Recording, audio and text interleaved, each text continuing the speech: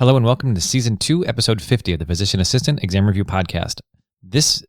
In this episode, we're going to be finishing up dermatology with some miscellaneous derm stuff that just sort of needs to go someplace.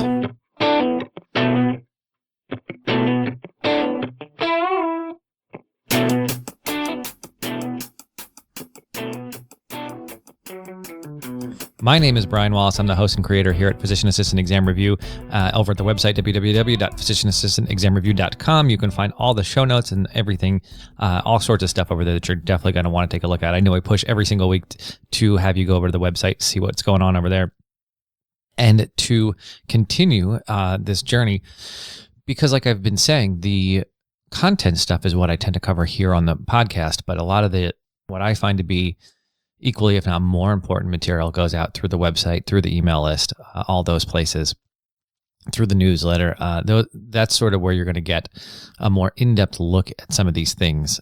For example, this month in the newsletter, I'm going to be covering some cardiology stuff.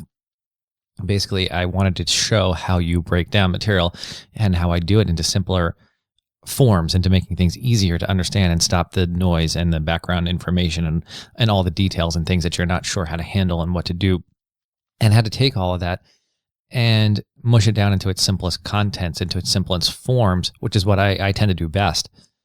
And that lets you to hold on to the information. That lets you stack up the information and really get a handle on it. Well, I did that in this month's edition. It is the August edition of the Physician Assistant Exam Scholars newsletter. And I take cardiology, and I shot out an email over the weekend saying, hey, what are your biggest cardiology problems? And I took those and broke them down into simple forms. One, to teach you the cardiology stuff in more detail, but two, to show you how I think and how I go about creating that material and understanding it and remembering it. So anyway, all of that to say, head on over to the website. There's definitely a lot more over there that you may find both helpful and fascinating. So anyway, let's move on. Dermatology is where we are for this week. And this is going to be, with episode 50 here, this is going to be our very last show on dermatology. We're going to be wrapping it up, which is awesome. I'm very much looking forward to moving through the blueprint a little bit quicker, moving on with season 2. So that's going to be great. I haven't decided yet what my next topic is going to be. I think it's going to be pulmonology, but I haven't completely committed to that yet. But that's probably next. So anyway, let's go ahead and jump in and get started with dermatology. With wrapping up dermatology. Like I said, this section is going to be, there's sort of a section at the end, a lot of the blueprints that are just sort of a miscellaneous and wrapping things up, and they don't necessarily fit into other categories. That's where we are today. This is going to be just tidying up some odds and ends. So let's get started with our priming question. Skin disease that is seen more commonly in African Americans. So if you see what appears to be a dermatology question and it says it's an African American patient, you should immediately think of this disease or skin issue. Patient description that will go along with hidradenitis suppurativa. Specific patient description that'll go along with that disorder. And what is it? A lipoma is a benign tumor of what type of cell? A lipoma is a benign tumor of what type of cell? And last one, name for the extremity. Spell check error. Name for the extremely painful cyst found at the cleft of the buttocks. Name for the extremely painful cyst found at the cleft of the buttocks. Okay, so our first topic for today is acanthosis nigricans. This is typically found in African Americans. So if you see a test question talking about dermatology and they specifically state it's an older, 40s, 50s, 60s year old African American with a skin issue, you should definitely be thinking about acanthosis nigricans. This is an inherited issue. Not a direct inheritance, but certainly there's an inherited component, and it may appear in a healthy individual. That's important to note. They may have no other diseases, although it is often related to some underlying endocrine disorders, especially insulin-resistant disorders, most commonly like diabetes type 2 or PCOS, polycystic ovarian syndrome. Hypo or hyperthyroidism can also be an issue, Cushing's disease or acromegaly. So it may occur in a perfectly healthy individual, but more commonly, there's some underlying endocrine disorder that goes along with it. Clinically, this is a brown or black, poorly defined area of thickened or velvety skin. Velvety is our key term here. It's just this thick, darkened, velvety is a great term. I'm trying to think of something else, but that's really a good one. Area of skin that goes usually in the areas where the skin folds over, so the posterior neck or the axilla, or where it's commonly seen. Usually this is a clinical diagnosis. It can also be found in the mucosal surfaces, so that can obviously cause a little bit more of a problem. You'll also want to screen for possible endocrine issues if you find this. So the skin disorder of its own isn't a huge deal, but it may point to a more important endocrine disease.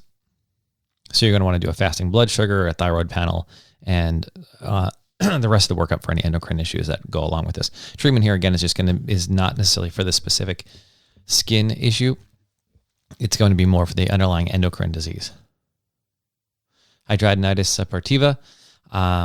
This is a disease affecting areas of the sweat glands. So you will find this under the armpits, in the inner thighs, in the groin, and in the buttocks. So what happens here is these glands clog up for unknown reasons, and it leads to recurrent cysts and abscess formation. This is like the worst acne you've ever seen. It's really, really painful and can be a major problem. I've only seen 2 of these in my career, both in the operating room, because they got so bad that it was worth surgically removing the skin and then closing where that was removed in order to get rid of these cysts. I mean, they were really, really a problem, really painful and disfiguring. And again, this is in areas of skin that rubs together where the sweat glands are. So under the armpits and the inner thighs, groin, that kind of area. This was in the inner thighs and groin that we wound up removing it from this individual. Like I said, it's just super uncomfortable. Predisposing and triggering factors. So you need to paint a picture in your head of, again, the type of person this will come in with. That was our question. So this is usually females are affected more often than males. Post-pubescent are more commonly affected. There is a genetic predisposition, but as far as your exam goes, that's not really going to matter. It also could possibly be autoimmune related.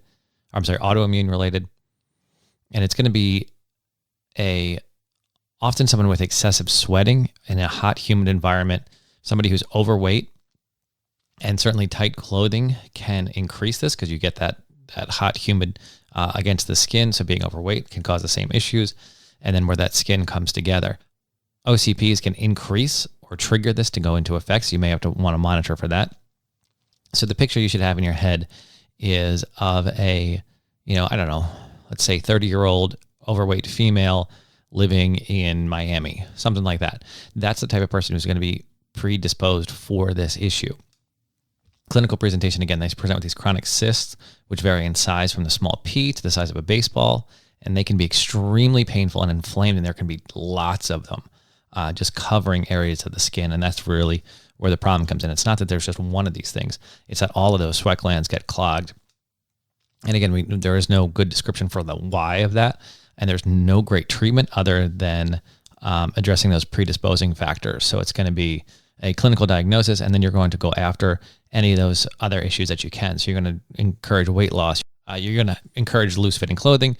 You're going to stop the birth control. You can do some antibiotic treatment, although it's not going to cure the problem. It may help to control it. You can IND some of these cysts if possible. You can inject them with steroids. You can use oral steroids. But again, all of that is sort of managing symptoms. It's not curing. And like I said, we actually, in an extreme version, we took patients to the OR and actually just removed sections of their skin. And that does, in fact, help them, but it is a pretty extreme step to take. They also may need a psych consult because this can be very, very tough socially. Our next one for today is a lipoma. This is a benign tumor of fat cells. They're soft, mobile, and usually tender. Usually non-tender. I'm sorry, that's key. They are soft, mobile, and usually non-tender. They can be surgically removed if they're a cosmetic issue or they cause irritation, but on their own, they're really not a problem. Epithelial inclusion cysts. This is the most common cutaneous cyst. These typically arise in the face, neck, and trunk, and there are implantations of epidermis into the dermis. So they can occur, and this is just a way for you to hold on to it in your brain. After trauma or surgery, you get that epidermis implanted into the dermis, and the treatment for this is just to remove it surgically. Polynidal cysts. This is a cyst or an abscess or a sinus fistula near the natal cleft of the buttocks. This can be extremely painful, and treatment begins with antibiotic therapy and progresses to surgical excision. So if you have to go ahead and actually repair this. Next, we have urticaria or hives. This is a common finding. This is this is a common allergic reaction. This can be caused by animal dander, insect bites, pollen, shellfish, nuts, milk, stress, and on and on and on, right? Clinical presentation, you get a wheal, which is a raised area surrounded by a red base. The easiest way I can think about that is when you do a sub-Q injection, you create a little wheal there. These are itchy and they're pinpoint to up to several inches in size. Treatment. Chronic urticaria is difficult to treat, monitor, and eliminate those triggers, and antihistamines can be used to try to keep it under control. Wow, so that really brings us right up to the end of our miscellaneous dermatology section and concludes dermatology for us. So that'll wrap all that up, which is awesome. Real quick before we depart for today, as always, I want to just leave you with a study tip. In the last issue, so that would have been the July issue of the Physician Assistant Exam Scholars newsletter, I talked a lot about different ways of studying and different ways of preparing for your exams, and ways that just demonstrating ways that I do things a little bit differently than most people, and I find great results with them. One reader pointed out to me, actually the person who edits the newsletter for me, she's a second-year student and has been helping me with it. She pointed out, just to include in there, and I want to bring it up here, the idea that as much as all the ideas I had in there were helpful and really, really good, especially if you haven't thought of them before, one point that she thought that I had missed was the idea that everybody needs to test certain things on their own. Right, so you need to be introduced to all these different ways of studying, all these different ideas, but it's not a one-size-fits-all. Not everything works for everyone. So it's very important that you that you learn a bunch of different learning styles, and then you start practicing with them. You start introducing them. You start playing with them. So, for example, one simple thing is I get up at 5 a.m. to get my work done, to get everything in. And I would tend to preach to everyone that this is the way to do it. What you should be doing is getting up at 5 o'clock in the morning, get all your work done before school starts, and you'd be in great shape, and this will be awesome. And that's true for the majority of people. It probably works for 60 to 70% of people would work great on that, with that setup. But not everyone. There are people who do better at night. There are people, I was actually just reading a book that had a section on Winston Churchill, and he would write beginning at 11 p.m. And he was a prolific writer and would just, I couldn't even begin to describe the volumes of which that he wrote. And he would literally start it at 11 o'clock at night and write all through the night. And that was the best time for him to do that. For me, that would be a killer. There's no way. I can't even imagine how people do overnight shifts at the hospital. I'm non-functional for 2 or 3 days after something like that. I do much better getting up early, getting everything done. But that does not fit in for everyone. Obviously, it just isn't the way it works. And when I say get up at 5, what I probably should say is get up an hour or two before anybody else in your house, before the fires get started, before the phone starts ringing. Not necessarily 5. I have little kids, so they still get up early, so 5 is a great number for me. But if you have no one else in your house, you don't have to be at class till 9 or 10, then getting up at 7 may work out just fine. That may be early for you.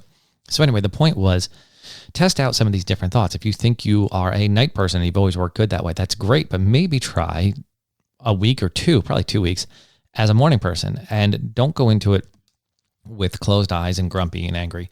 Go into it with energy. Really give it a try, see how it works for you. And that goes for all kinds of things. When we talk about things like spaced repetition or styles of taking notes or ways of answering test questions, all these things are examples of things that work for the majority of people, but you're going to have to find the way to mix and match them and make them work for you. But that takes time and energy and thought. And I don't want to get into that and much more deeper here. So let's just wrap it up there and call it a day. Let's move on to our, what are these called? Our pre-questions. Let's answer those right now. A skin disease that is seen more commonly in African Americans. That should be pretty easy. That's acanthosis nigricans. Patient description that will go along with hidradenitis suppurativa. This is an overweight female on birth control. And again, think about a hot, humid area, Miami, something like that. A lipoma is a benign tumor of what type of cell? That should also be pretty easy. It's a fat cell. And then name for the extremity. I'm sorry, I copied the same word over from the beginning. Name for the extremely painful cyst found at the cleft of the buttocks, and that's a polynidal inclusion cyst. All right, awesome. That totally wraps us up for today, and that takes us out through dermatology. Congratulations to everybody I heard from this week who passed their exams. I know I had 1 or 2 people who did not pass, and that does happen from time to time. It's okay. It's not a huge deal. I know it feels like in the moment at the time, it feels like a disaster. It is not. It's just a time to reflect and spend a little bit of time and get your stuff together and begin again. There's no reason to totally freak out and to lose it. It's okay. It happens. And again, I had probably more than usual people in the last week or so who emailed me saying that they did not, in fact, pass the exam. But again, I know it stinks in the moment, but it is something you'll get through and something you'll get over. But for everybody who did pass, congratulations on that. And good luck to anybody who's taken it this week. Please let me know how you do. I always do enjoy getting those emails, whether they're good or bad. I do really feel like it makes a big difference when you reach out and talk about it a little bit. So I look forward to hearing from you guys either way. Thank you, and I will talk to you next time.